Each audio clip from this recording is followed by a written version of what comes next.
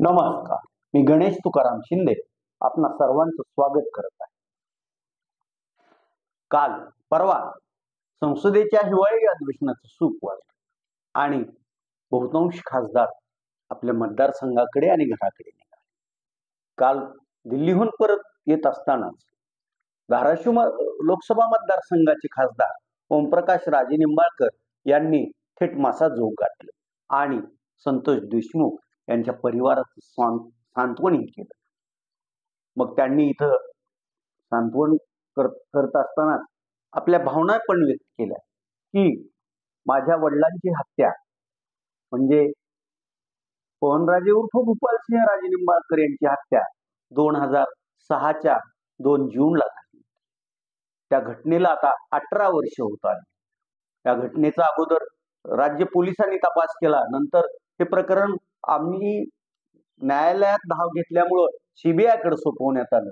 मात्र आजही त्या हल्लेखोरांना त्यांना मदत करणाऱ्यांना न्यायालयाकडून कुठलीही शिक्षा झालेली नाही आणि 18 वर्ष झाले तरी राजे निंबाळकर कुटुंबीय आणि त्यांच्या हितचिंतकांना न्याय मिळालेला नाही.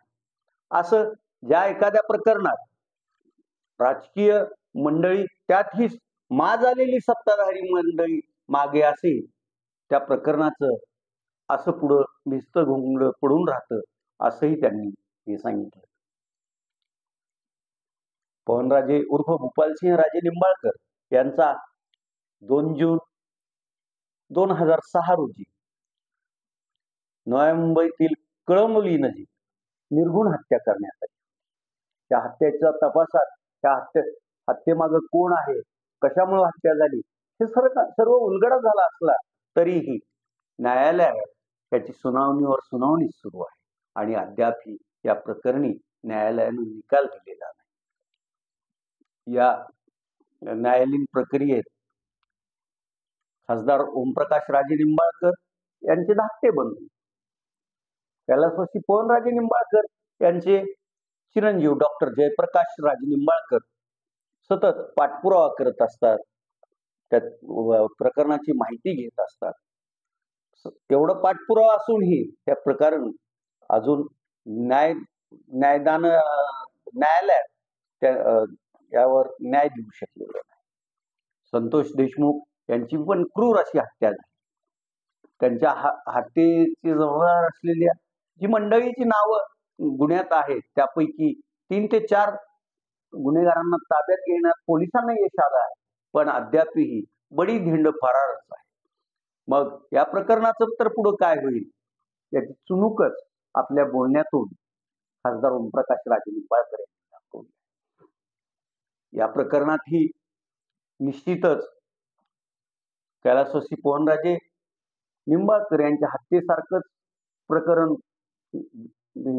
लांबतच राहणार आहे आणि निकाल काही वेळेत येईल आणि संतोष देशमुख यांच्या कुटुंबियांना आपल्या माणसाची हत्या करणाऱ्यांना शिक्षा झाली हे पाहणं लवकर काही शक्य होणार नाही हे मात्र निश्चितच. खासदार ओमप्रकाश राजे निंबाळकरांनी केंद्रीय गृहमंत्री अमित शहांना एक पत्र लिहून संतोष देशमुख खून प्रकरणाची सखोल चौकशी करा आणि कोणालाही पाठीशी घालू नका अशी मागणी पण केलेली आहे. असो.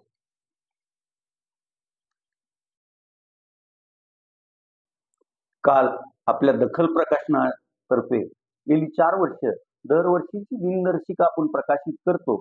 त्या दखल दिनदर्शिकेचं प्रकाशन शिवसेना एकनाथ शिंदे पक्षाचे तरुण असे नेते कार्यकर्ते सुमित उर्फ बबलू गायकवाड आणि कळमचे माजी नगरसेवक मित्रजित रणदिवे यांच्या हस्ते पार पडले.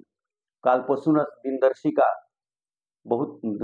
4-5 जिल्ह्यात विक्रीसाठी उपलब्ध पण आहे आणि 1-2 दिवसात सर्वत्र ती उपलब्ध होणार आहे.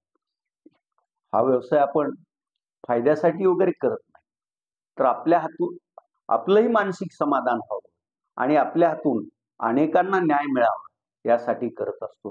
त्या ह्याच्यातूनच दखल प्रकाशनातर्फे दरवर्षी दिवाळी अंक एखादं पुस्तक आणि दिनदर्शिका याचं प्रकाशन होत असतं आणि या दिनदर्शिकेची किंमत 6 पानाचीच दिनदर्शिका आहे.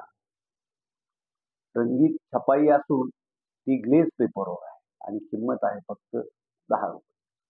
आज तुर्तास एवढंच. धन्यवाद.